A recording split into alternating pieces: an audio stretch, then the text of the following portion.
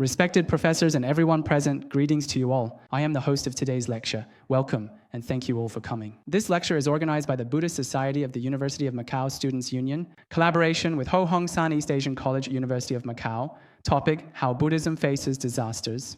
Buddhist Society, University of Macau Students' Union, academic organization students, levels University of Macau. We hope to regularly organize a variety of activities related to Buddhism to provide all faculty and students at the University of Macau with a platform to learn about and engage with Buddhism. In this way, we aim to help students gain knowledge and understanding of Buddhism. Ho Hong San East Asian College, University of Macau was established in 2010. Its predecessor was the East Asia College of the University of Macau, which was one of the university's two earliest colleges. Let me briefly introduce today's lecture topic. Recently, through news reports in the media, we often see various devastating disasters occurring. For example, in April, a 7.9 magnitude earthquake struck Nepal, and more recently, there was the Yangtze River boat disaster. These disasters, which we used to only read about in the news, are now happening right around us. Now, we have no choice but to start thinking ahead about how we should respond when faced with disasters. As we enter summer and the weather becomes unusually hot, today we are fortunate to have Khenpo Sodargye with us to give us a talk on how Buddhism faces disasters. Undoubtedly, this will be a refreshing remedy for everyone struggling with the oppressive heat. Now, let's invite Assistant Professor Cheung Chin-yon from the Philosophy and Religious Studies program at the University of Macau to introduce Khenpo Sodargye to us. Professor Cheng, please.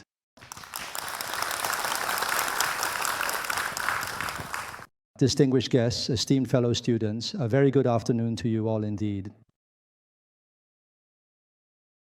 The Larung Ga Buddhist Academy was established in mainland China for quite some time now.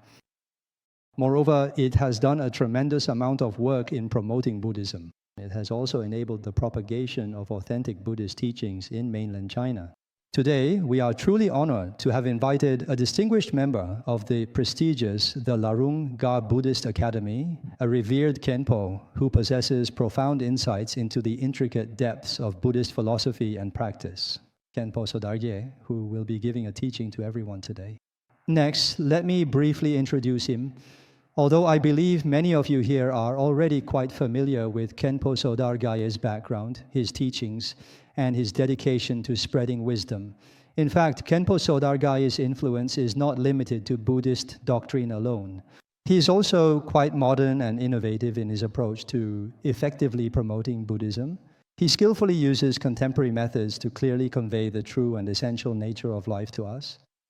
Moreover, he is truly the one who has given numerous lectures and teachings at prestigious universities such as Harvard, Yale, Stanford, Göttingen, Tsinghua, and Peking University. He has left behind many lectures and teachings at these institutions. He has also inspired many young students to develop an interest in Buddhism. Since he became a monk for over 30 years now, he has led by example, guiding the public to put Buddhism into practice. At the same time, he has maintained the original traditions of Buddhism. He has also devoted much time to translating Buddhist scriptures between Chinese and Tibetan. He is also actively involved in various charitable activities within the community and society. He believes that although times are changing, the core principles of Buddhism remain unchanged. We can indeed find, from the profound theories and philosophies of Buddhism, insightful answers to the various complex problems we currently face in these modern times. This is something he very often reminds us of in his numerous lectures and comprehensive teachings. He has also published many books of his own. For example, his profound works include Tales for Transforming Adversity, Youth is Cruel, Praises to the 21 Taras, and many other thought-provoking titles. In these compelling books, he consistently and frequently reminds us that no matter whether our lives are incredibly affluent or quite humble now, but in fact, suffering has always been by our side. And we absolutely shouldn't view this profound suffering as mere suffering itself, but rather, and more importantly, as a powerful driving force that truly transforms our deeper understanding of the fundamental and true nature of the world around us. Now, I will gladly hand the time over to our esteemed host. Thank you very much, everyone. All right, thank you, Professor Zhang.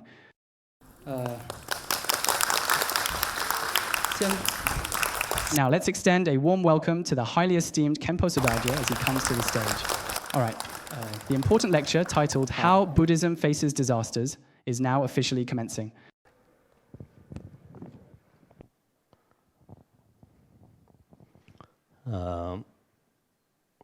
Thank you very much for the insightful and gracious introduction provided by Professor Zheng. I would also like to extend a very special and heartfelt thanks to Dean Yao Weibin for his presence and support, and to the esteemed University of Macau for hosting this event and for their invaluable contributions. I extend my sincere gratitude for the gracious invitation to be present here today and to participate in this truly wonderful and intellectually enriching exchange with all the esteemed teachers and brilliant students gathered. For me, this occasion genuinely represents my very first opportunity to visit the magnificent and highly regarded campus of the University of Macau. Just now, when I entered the main campus gate, I took a very careful and comprehensive look at the distinctive architectural style and the entire expansive and beautiful overall environment of the university. It genuinely and truly feels like a beautiful, serene garden, so incredibly comfortable, wonderfully inviting, and exceptionally pleasant when viewed from the outside, creating a truly delightful and tranquil impression. For an ordinary monk from the sacred land of Tibet, humble individuals such as myself, I truly and deeply rejoice in this wonderful development and the positive implications it holds. After arriving in Macau, and then when I was just crossing the international border yesterday, many people approach me and ask me a lot of questions. Are you here for tourism? Are you here to gamble? I said, neither. I'm not here to gamble. I've heard there are casinos here, but I'm not here to gamble, nor am I here to sightsee, though I've heard about the Venetian Macao and the Cotai Strip and many other famous attractions. But the purpose of my visit this time is truly to interact with the teachers and students here, to have some truly enriching intellectual exchanges, profound discussions, and to genuinely learn from each other. As for myself, no matter where I go or what kind of fascinating people I meet, whatever kinds of diverse ideas I encounter, be they deeply religious, entirely non-religious, complex philosophical theories, and so on, all of these are invaluable opportunities for continuous learning and wonderful chances for significant personal growth. That's precisely why I am always willing to meet many different people and also to visit various new places. No matter where I happen to go, if some local elementary schools invite me to give informative talks on important topics they genuinely need to hear about, I make sure to go as well. Not long ago, just after I had recently arrived, I visited two distinct schools, both elementary schools, and also went to a local middle school. At the same time, I also had the opportunity to visit some prominent universities in the city of Beijing. No matter what the situation, I am always willing to attentively listen to all kinds of different voices and perspectives.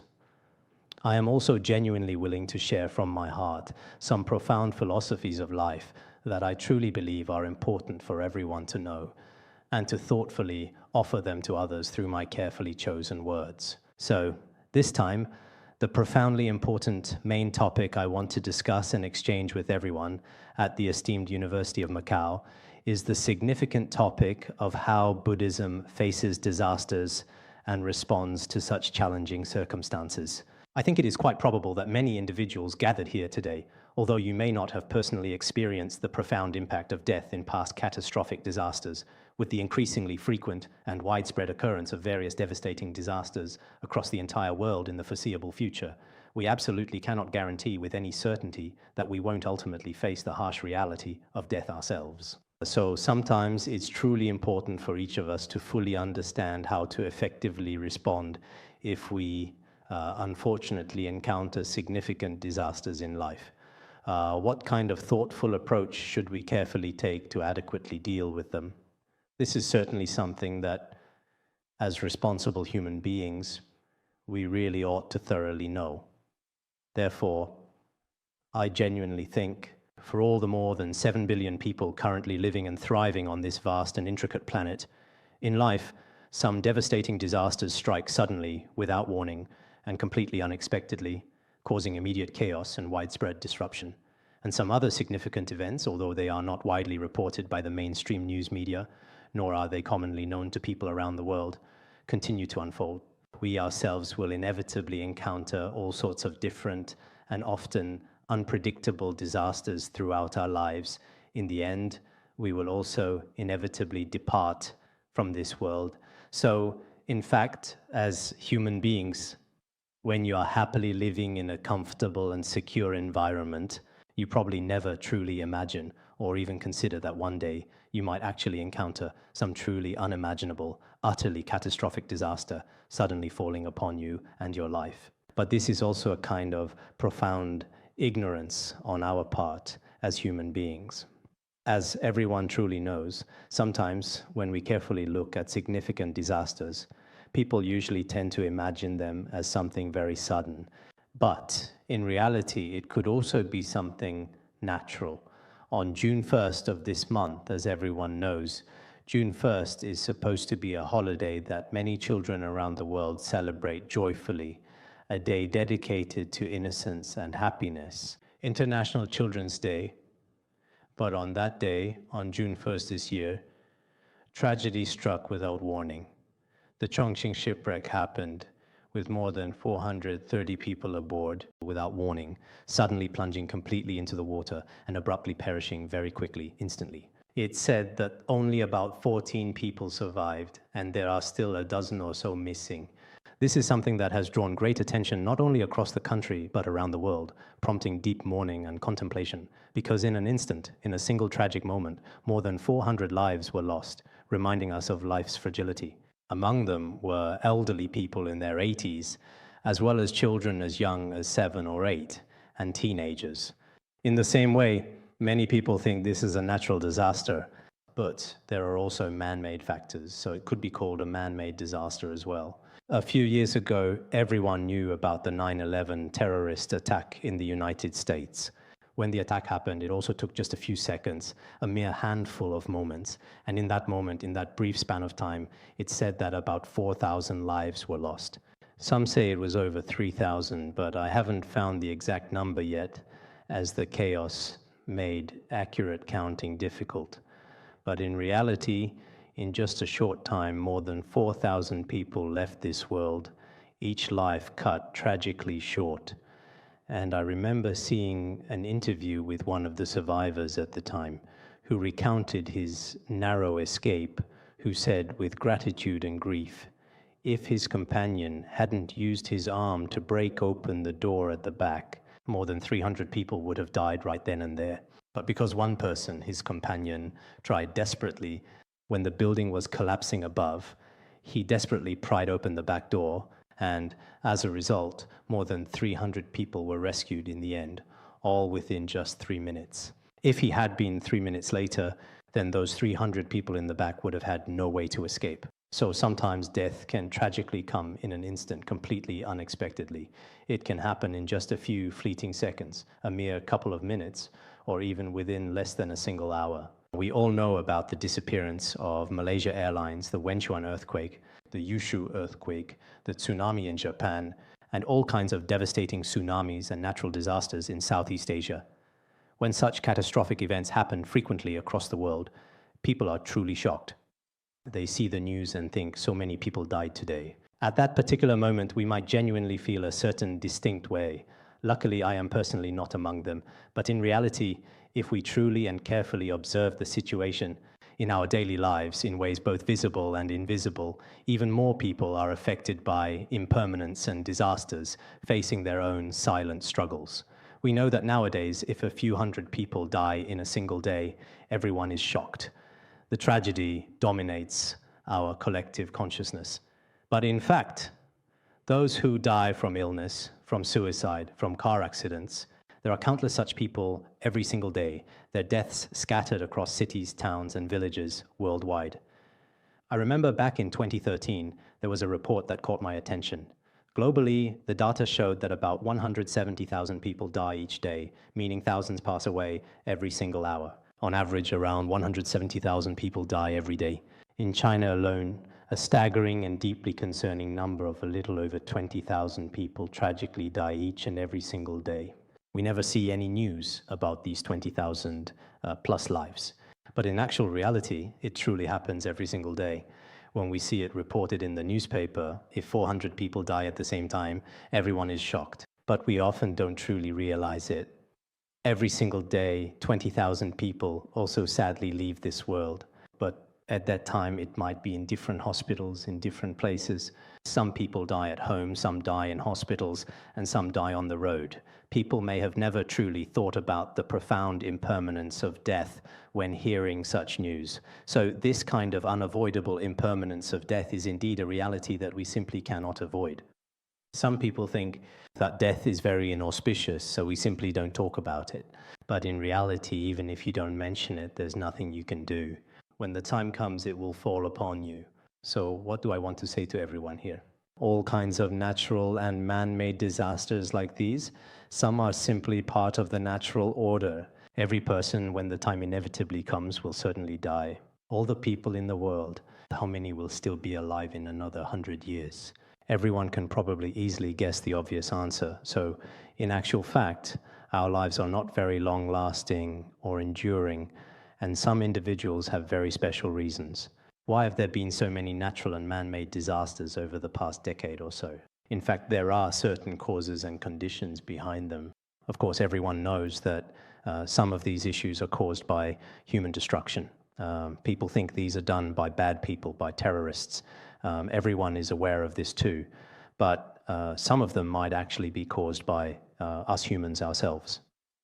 Because of our own inherent greed, destructive anger, and profound ignorance as human beings, here we are, perhaps inadvertently, doing many things that fundamentally go against the benevolent will of heaven, things we truly should not do. There used to be a widely accepted saying, man can conquer nature. Actually, its primary origin is derived from a distinguished scholar in the Song dynasty. In his poem, he wrote, "If the human mind is really settled, it can overcome nature."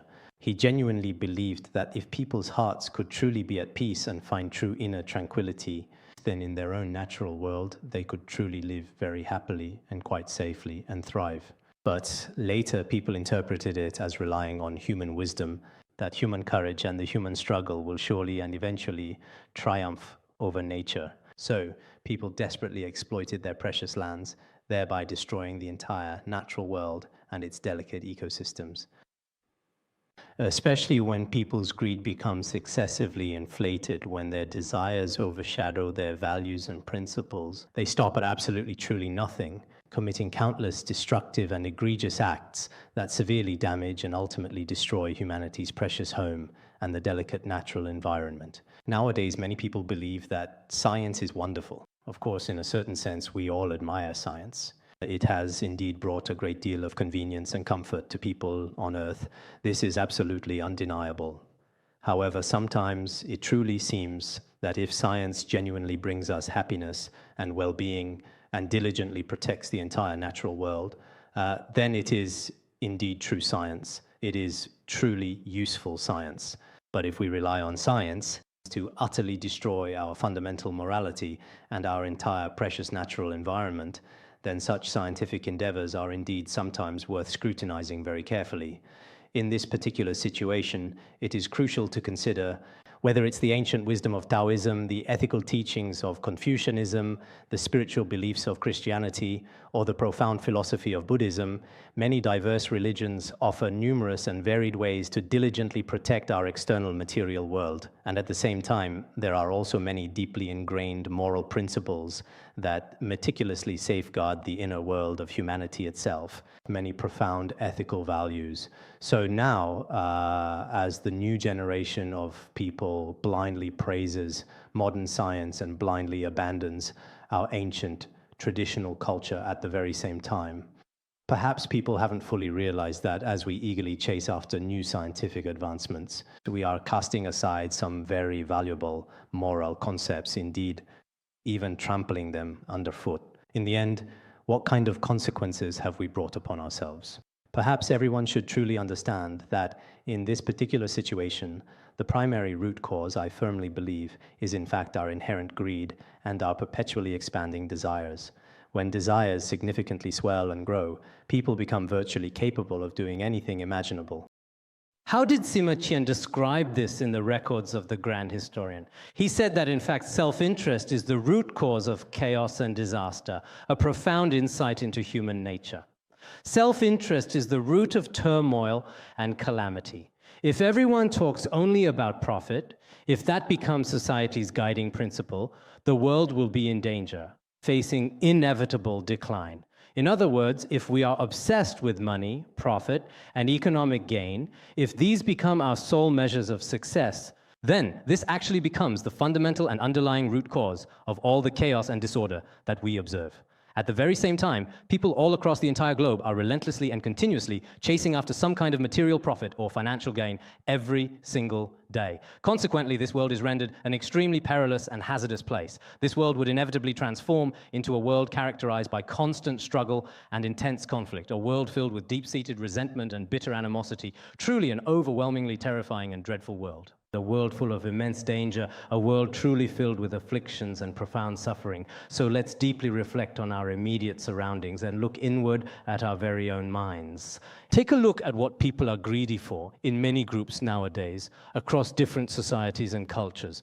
Perhaps most people are greedy for things like money, profit, status, wealth, and relationships. The objects of desire seem remarkably similar everywhere. Of course, as we live in this world, as human beings with physical needs, do we need these things? We all do, that's undeniable. Especially as a monastic myself, I have never denied any of these things. Whether it's the so-called basic conditions for human survival or values, none of them are denied, and Buddhism does not deny them either. Some people think that Buddhism is about seeing through everything and needing nothing at all. Actually, in certain specific precepts of Buddhism, there is such a concept. This applies when one's spiritual attainment is relatively high. But in general Buddhist views, the expectations for lay people and people in the world are not so strict. However, here I want to clearly and briefly remind everyone that if people today are excessively greedy and have far too many desires, an insatiable craving for more, they risk significant consequences.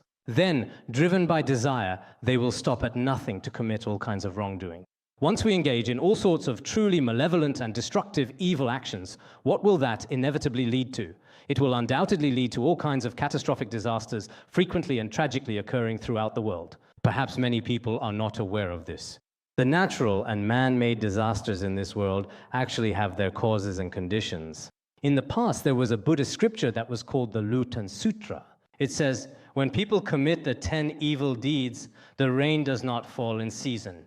This means that when people engage in the 10 unwholesome actions to an excessive degree, then the entire world will not experience favorable weather conditions and timely beneficial rain, and there will not be peace and genuine happiness throughout the entire world. All kinds of devastating disasters will inevitably occur. This is something that perhaps many people without faith or a strong sense of morality may not necessarily acknowledge or fully comprehend. But in fact, anyone with even a basic understanding of the principle of the unity between heaven and humanity, if you use your own wisdom and observe carefully, you have to admit that this is a phenomenon and a fact that cannot be denied. Therefore, everyone here, for the sake of your own beloved family and your own cherished home, and even for our entire country, or indeed the whole earth, should keep all these important purposes in mind in our daily lives. We humans indeed need to consider very carefully what it is that we truly, truly need. If we humans pursue too much of what we don't actually need, without considering future generations or other people, without considering all other animals or the entire world, living only in the narrow confines of our self-interest, we may end up making many evil choices, decisions that cause immense suffering and destruction. Sometimes when I see the death tolls from wars, they are truly shocking and horrifying. For example, during the devastating global conflict known as World War II, an estimated 70 million people tragically lost their lives. In World War I, over 20 million people also lost their lives. Of course, the exact numbers and precise figures vary considerably depending on the specific source. In some devastating Southeast Asian tsunamis, around 500,000 people tragically died. During the catastrophic tsunami in Japan, the death toll was also very close to 20,000.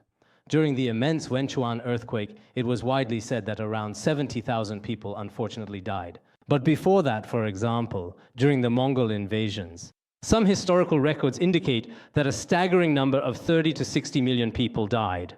So, when we look at these truly catastrophic wars, including the devastating Taiping rebellion in the past, the immense loss of human life in these conflicts meant the number of people who died was extremely high. During the War of Resistance against Japan, over 20 million people also died, though there are different figures. All of these are recorded in history.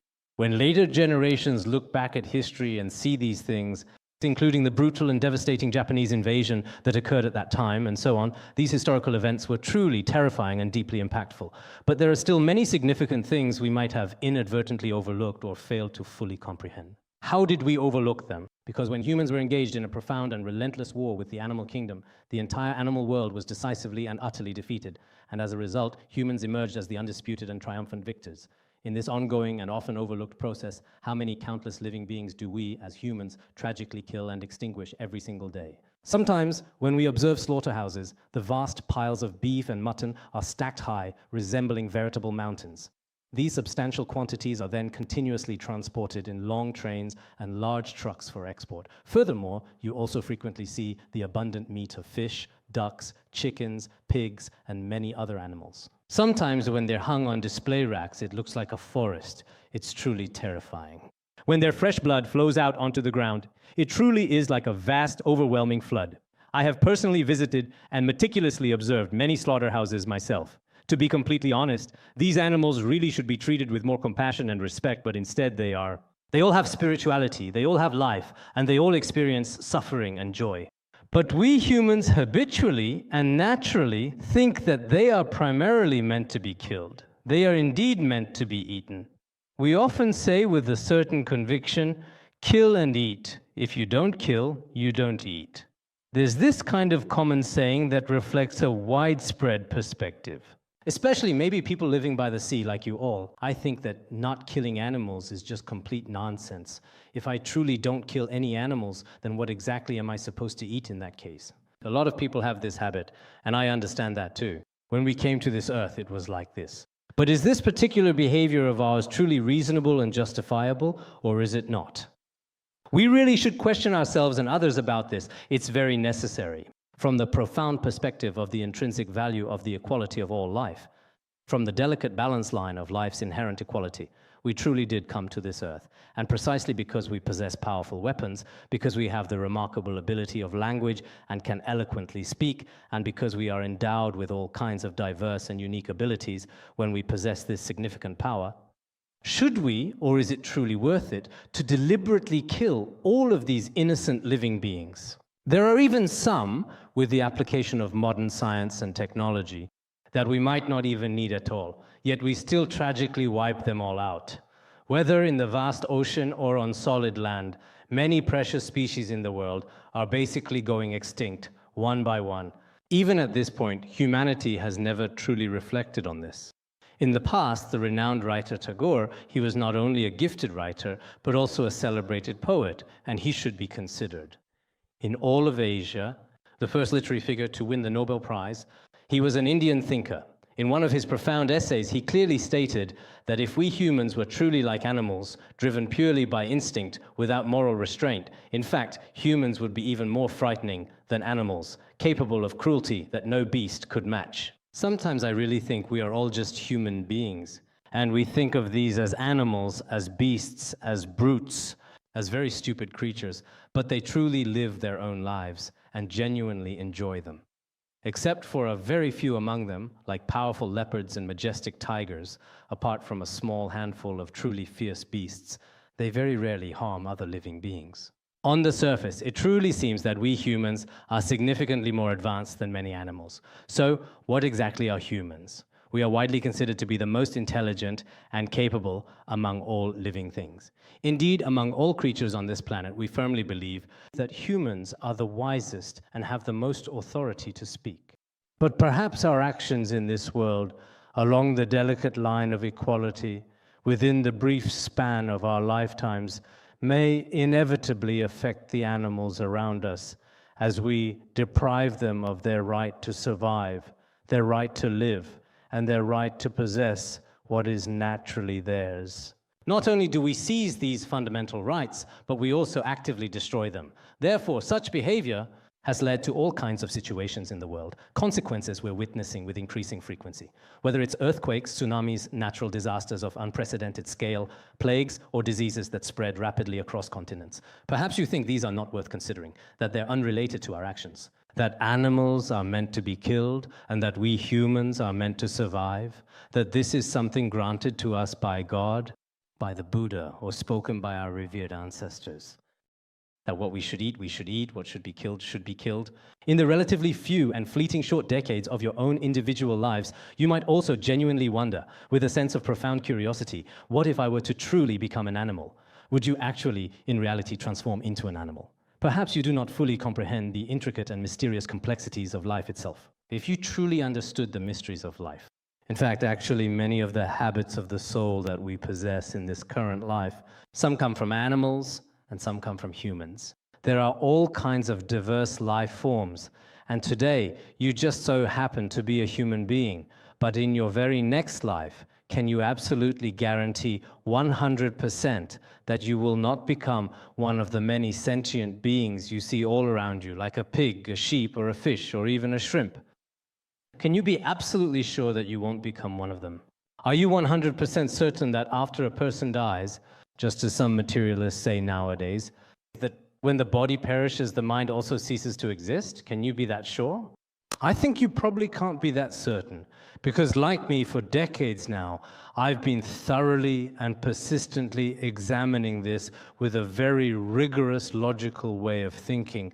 And at the same time, I've gone through, studied, and reflected on all kinds of ancient and modern literature. As human beings, those who truly don't acknowledge the concept of past and future lives are indeed very extremely ignorant. Now, whether you like it or not, whether you accept it or not, I have already made this determination and reached this conclusion through careful observation. If you don't accept it, then next, you can also speak to us face to face, frankly and directly. Whether it's to debate or refute me directly, I'm willing to accept it. If someone refutes this reasoning, I will still indeed accept it. But before I encounter such a person, I really have absolutely no other choice but to firmly stick to this particular viewpoint. If there truly is such a profound and significant thing as past and future lives, if humanity were to deny its own future lives, then that would be a tremendous loss. So what exactly is it that I truly want to convey to each and every one of you gathered here today? One crucial point I wish to emphasize is that perhaps the numerous and diverse disasters currently unfolding across the entire world right now are closely and intrinsically related to our collective human greed and our actions. The various illnesses we ourselves encounter in this very life, as well as sudden and unexpected family disasters or personal physical misfortunes, may be very closely and intricately related to your actions in your past life, or perhaps even earlier in this current life. Whether you personally choose to believe it or not, that ultimate decision is entirely up to you. Next, I want to talk a bit about what methods Buddhism offers when facing such disasters and suffering, and I'd like to briefly share these important insights with everyone present here. Actually, as I mentioned earlier, there are primarily two distinct types of disasters. One significant type is what we call collective disasters, which include major events such as devastating plane crashes, powerful earthquakes, and other sudden and impactful occurrences. For these, what we actually often use is, for example, in Theravada Buddhism. When encountering such disasters, people often devoutly recite Namo Buddha, or chant the names of Buddhas, such as the revered name of Shakyamuni Buddha. According to the sacred scriptures, if one sincerely and devoutly recites the Buddha's name, some truly unfortunate disasters do indeed disappear completely. The Buddha's truly inconceivable and profound blessing power is indeed immensely vast and boundless. Some of you Buddhists really have no choice but to believe in it. As for non-Buddhists, many people simply never believe in this at all. I once met an atheist, a person who truly did not believe, who said, "I never believed in any of this, but once during a car accident, I was truly desperate, so I prayed to the Buddha with all my might." Because sometimes people really do, when they encounter the most critical and painful moments, look up at the sky, hoping for some blessing. For example, some time ago in mainland China, maybe not here, during the recent college entrance exams, many people who usually don't have any religious beliefs some of whom I know personally, who normally don't believe in any religion. But when it comes to the college entrance exams, in order for their children to do well, they desperately go to temples to burn incense. I joke with some of them saying, "You don't believe in it normally and even oppose Buddhism. So why are you suddenly clutching at straws and going to the temple to burn incense now?" They often say, "Perhaps it will help a little. I truly have no other real choice." It's also okay to do good deeds with a skeptical mindset. That's still better than doing nothing or doing bad things, better to act with good intentions. In Theravada Buddhism, people also often pray to the Buddha regularly. And also in Han Buddhism, most people will recite mantras when facing disasters, such as Avalokitesvara Bodhisattva, who saves those in suffering and difficulty, Namo Avalokitesvara Bodhisattva. This is considered very effective. In the past, Master Yingguang also said, as long as you sincerely pray to Avalokitesvara Bodhisattva, whether it's natural disasters like earth, water, fire, or wind, or even your own physical imbalances and illnesses, or various forms of violence within the family, and so on, when such suffering comes, if you pray with single-minded devotion, he will manifest all kinds of wondrous powers, and then you will receive a response and gain liberation from it. So many people, perhaps including those of you on the South China Sea side, some say it is a manifestation of Avalokitesvara Bodhisattva. Some say it is Avalokitesvara Bodhisattva himself, just like Mazu, who is also considered to be very effective. I've thoroughly read some of her comprehensive biographies. From a detailed historical perspective, considering the broader context of her life and times, she lived about 1,300 years ago. This has remained a tradition up to the present day. There are also especially many temples dedicated to her around the world. She also embodies the true spirit of Avalokitesvara Bodhisattva. When people sincerely pray to her, many significant difficulties, including unforeseen disasters at sea, can indeed be effectively resolved. Some time ago, during the tragic Chongqing shipwreck incident, there was a special individual who had previously survived the devastating Wenchuan earthquake. This time, he also survived on that ship. Miraculously, he drifted for 7 hours alone in the vast ocean, struggling to stay afloat, and was finally rescued just in time. Some people online said that this person is very unlucky, always caught in disasters. Others said he is actually very, very lucky. Some said that every time he encounters a disaster, he prays in his heart. But as for whether that's true or not, I'm not really sure. In any case, maybe when people really experience suffering, at those times, this can happen. There was a true news story from around 1990. At Guangzhou Baiyun International Airport, at that particular time, 3 individuals went to Mount Putuo to pray. In the end, 3 planes collided in a catastrophic accident, and more than 100 people died in the tragedy. All 3 survivors, remarkably, had gone to Mount Putuo, the sacred Buddhist site. Just before boarding the plane, they had gone to pray with sincere devotion. Later, when all these things were happening, they remained calm and prayed to Avalokitesvara Bodhisattva. Because of this, they actually survived. At the time, the news media also reported on it explosively. You might also distinctly remember this particular situation from back then.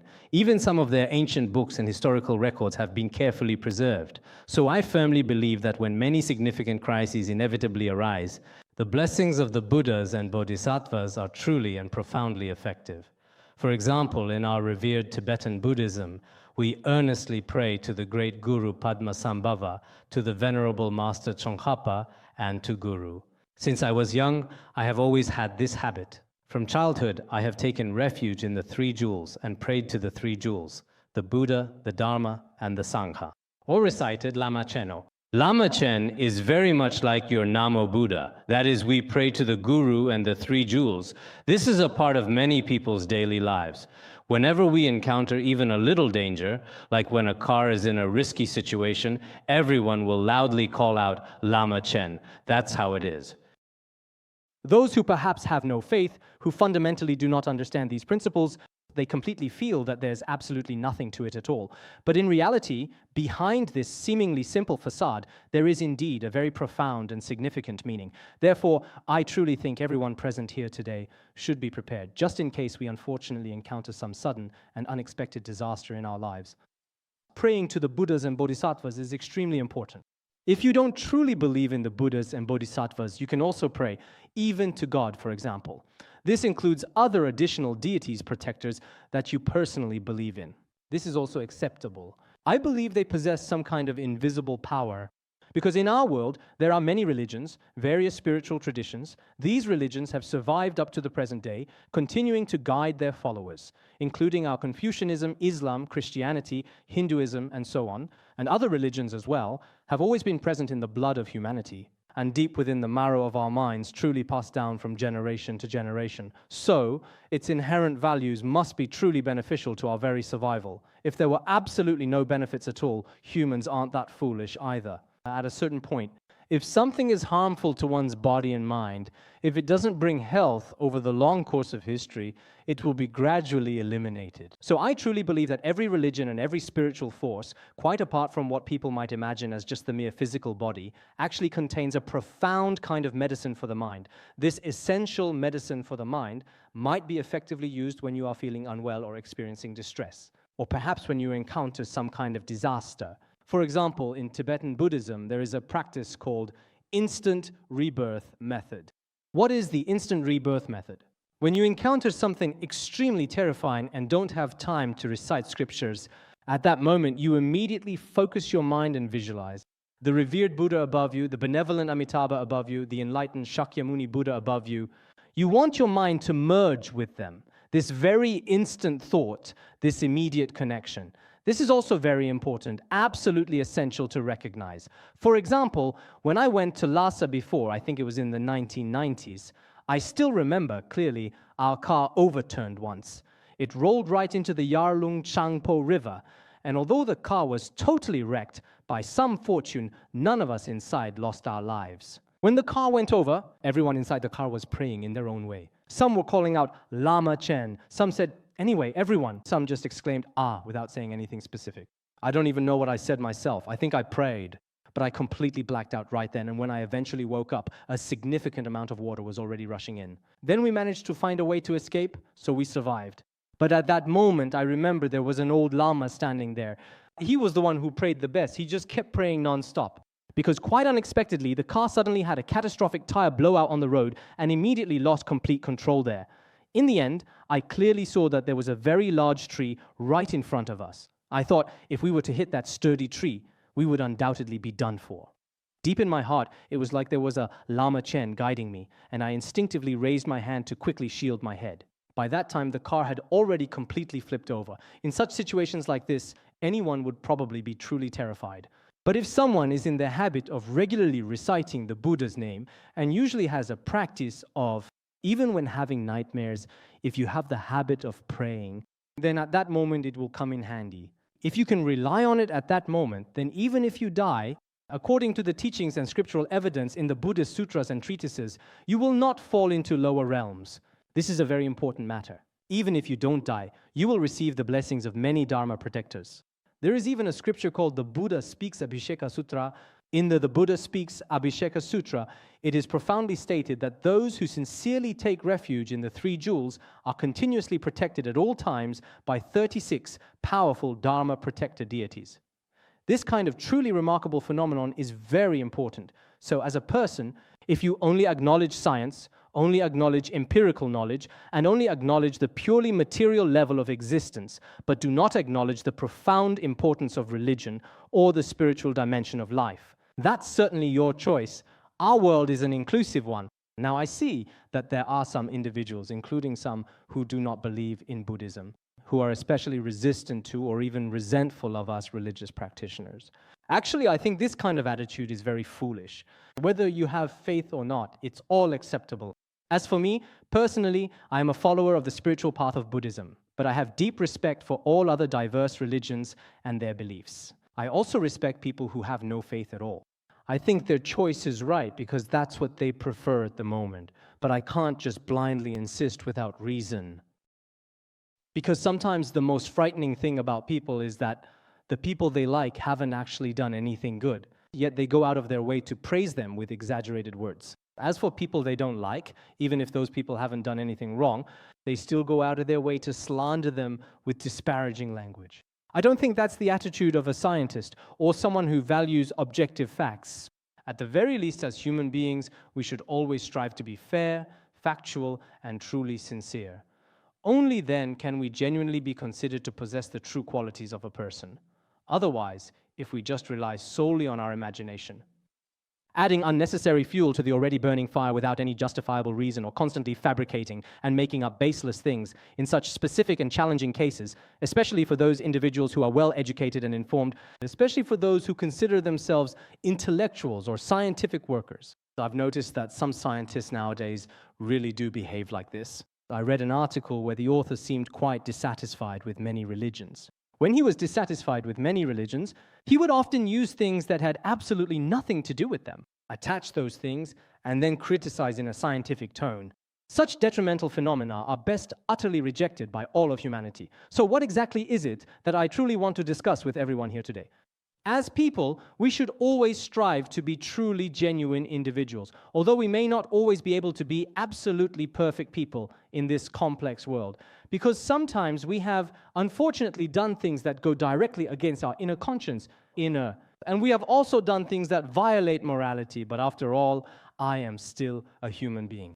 I also need to repent, and I also need to apologize. If it's inconvenient to apologize publicly, I can at least feel a sense of shame in my heart. Whether it is directed towards all sentient beings, the Buddhas and Bodhisattvas, or indeed all those individuals who are involved, I can continually reflect deeply within myself and earnestly seek forgiveness. This is absolutely necessary. This is precisely what I wanted to convey. We should always strive to judge any objective matter fairly and impartially. In this process, everyone present here is very knowledgeable and well-informed. Not only do you have a solid foundation in scientific research with rigorous academic training, but you also devote time to studying and exploring other religions. Including in this Buddhist society today, I can see there are many bright and enthusiastic young people here. I have also met you before during the World Youth Buddhist Seminar. Some of their profound insights, thoughtful reflections, and valuable viewpoints have been widely shared among many young people, inspiring and influencing them. I genuinely feel that at the esteemed University of Macau, there are numerous deeply ingrained universal values present here, alongside a consistently demonstrated and profound attitude of respect towards scientific inquiry and advancement. From the profound perspective of Tibetan Buddhism, there are also some deeply insightful philosophical principles. What I truly mean to convey and say is, to be completely honest, everyone present here, it is quite hard to truly say that we can continue to exist indefinitely in this vast world. But during our entire lifetime, we all profoundly need to possess a strong sense of responsibility. In actual fact, every single person who comes into this world has important responsibilities to fulfill. For some, it may be fulfilling responsibilities to their family. For others, if you are a teacher, it is the care and concern you show your students. Some people, if you are an entrepreneur, then within your company, you have responsibilities toward your employees, as well as ensuring the quality of your products and so on. These are also responsibilities. Some people, even if they are diligently doing cleaning work, they too possess their own significant mission and responsibilities. At this particular time, not everyone among us can truly accomplish something especially great or truly remarkable. However, each individual person can only truly accomplish what is well within their own personal ability and capacity. At such significant and often challenging times, we truly need a genuine opportunity to elevate and refine our character. And we also need to actively purify and cleanse our minds. Everyone should wholeheartedly embrace this profound sense of responsibility, cultivate this strong aspiration, and develop an unwavering willpower. This is quite indispensable. So for many of you young people, when you first truly start studying at school, you are often full of immense enthusiasm and incredibly high spirits. You genuinely think to yourself, when I eventually enter the broader society, how exactly can I profoundly change the entire world for the better? How can I truly benefit all of humanity? And how can I ultimately enjoy a wonderfully happy and fulfilling life? Many people have this kind of courage, but when they actually enter society, some people, when they encounter even just a little bit of adversity, pain, or difficulty, become extremely fragile, overwhelmed by suffering, and feel immense pain. I've noticed that some young people nowadays are quite physically very strong and indeed very healthy, but mentally they are extremely fragile. When faced with even the smallest issue, they become utterly dejected, completely unable to face it, and simply don't dare to confront it. Some individuals even go so far as to take their very own lives because of this grave situation. When I arrived in Macau yesterday, the first thing I asked was, are there any cases of students jumping off buildings to commit suicide in Macau's universities? The person replied to me, no, there aren't. Some time ago, I recently visited a university located in Beijing, and they told me that nowadays there are too many students committing suicide by jumping off buildings. They really had no choice but to put up iron railings outside. But with the iron railings, the buildings don't look good anymore. They didn't even know how to set up the railings. The teacher said so. Looking at things here, perhaps in many significant ways, it's a bit better. I clearly see that the impressive buildings outside have their own distinctive architectural culture and unique style. In many important respects, perhaps the inner architecture of people's hearts here has, for many, many years, still carefully preserved some truly different and fascinating forms of traditional culture. Maybe that's the case. At times like this, what's even more important is to protect the students' hearts and minds. That's even more important. A successful teacher doesn't necessarily have to teach you some especially advanced knowledge. While you are learning advanced knowledge, the profound perfection of our character is even more important. Tagore, the renowned poet, said the very same thing. He said, what is the true purpose of education? The fundamental purpose of education is to pass on the vital breath of life to people. In other words, if our education only teaches mere knowledge, that probably isn't quite enough.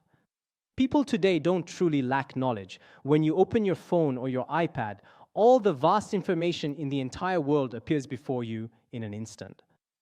So now, compared to people in ancient times, people are well-read and knowledgeable about everything. But a lot of knowledge may not necessarily be beneficial to our lives. Many things nowadays are called fragmented culture, meaning they're short and fleeting. So what is the most important thing? Is that we should strive to be very kind people. Even if we can't be extremely kind, at the very least, our character should be up to standard. In your family, you absolutely shouldn't let a truly trivial matter to cause unnecessary conflict with your own beloved family members, to be disrespectful or unfilial to your elders, or to treat children with violence and beat them every single day, subjecting them to both physical and emotional harm. In Macau, it's not considered illegal to hit children, is that right? It's not quite like in the United States, where such actions are strictly prohibited. Can you actually hit them under the law? Or is it not allowed at all, even in mild forms of discipline? Is it exactly the same as what you would find in mainland? It's pretty much identical, wouldn't you agree? So you can definitely hit them, right? If you actually hit them, the police certainly won't be called. You don't hit them, you don't even dare to hit them, you're absolutely not allowed to hit them. All right, I truly won't get involved in this particular issue. No matter what, I truly think that our customs in many different places are quite distinct. But sometimes, especially when it comes to children or young students, there is a need for a certain kind of anger, a need to discipline and restrain them. But the most important thing is our inner mindset. Nowadays, conflicts between people seem to be getting more and more pronounced. Conflicts within families are becoming more prominent. We may not lack material things, and as material wealth increases and information becomes more developed, and as transportation becomes more convenient, our inner world grows more and more complicated. People's emotions are becoming more and more diluted, while people's desires are expanding. The ongoing conflicts between the human mind and various material things are increasing significantly day by day. This is truly an unprecedented and unique situation. What exactly is our current reality? People are seen wearing all kinds of different clothes, some of which are indeed very beautiful, but they don't really feel anything. There are all sorts of delicious foods to eat, but it seems that on the tongue, there are specific tastes. Whether it's sweet, spicy, or salty, nothing really has any particular taste. Maybe when you were a very young child, you didn't truly know if it was exactly like this here. But where I grew up, when we were quite young, and times were indeed much poorer, even a single piece of candy would make us very happy. During the New Year, if we had a piece of candy, we would save it for a long time, reluctant to eat it. But now it's not just me. Many people feel that candy has no taste anymore. Even chili peppers don't have much flavor. Everyone's taste buds have already been numbed by all kinds of stimulation. In the end, life just feels numb, like nothing really matters. When people become numb, The things they do also become very indifferent and bland, lacking warmth, depth, or genuine feeling. And things that go against one's conscience keep happening again and again, repeating themselves in ways that numb the heart. Each of us, when we come into this world, actually carries a truly beautiful wish and many wonderful dreams. But as we live our daily lives in this vast world, it often feels like we are blindly groping around in complete darkness at night. Consequently, everyone finds themselves in a state of profound confusion, a profound state of deep puzzlement, a kind of persistent obsession. At times like this, we truly need a spiritual guiding light. Perhaps we can indeed find this illuminating light when we carefully open the pages of history books, or within ancient, deeply rooted traditional religions or diverse cultural practices. Once we genuinely discover the true and illuminating guiding light for our hearts and souls. Oh, and we must also remember the warm water too. It's incredibly hot and humid in Macau, and yet, despite the sweltering conditions, we are still expected to drink warm water.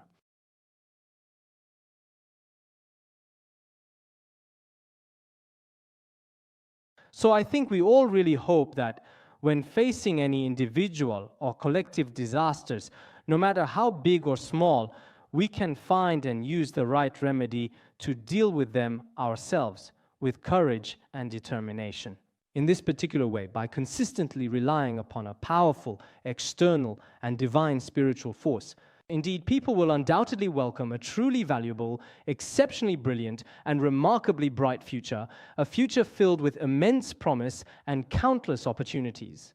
This is, without a doubt, also the fundamental direction that each and every one of us needs to diligently and persistently strive toward. Thank you.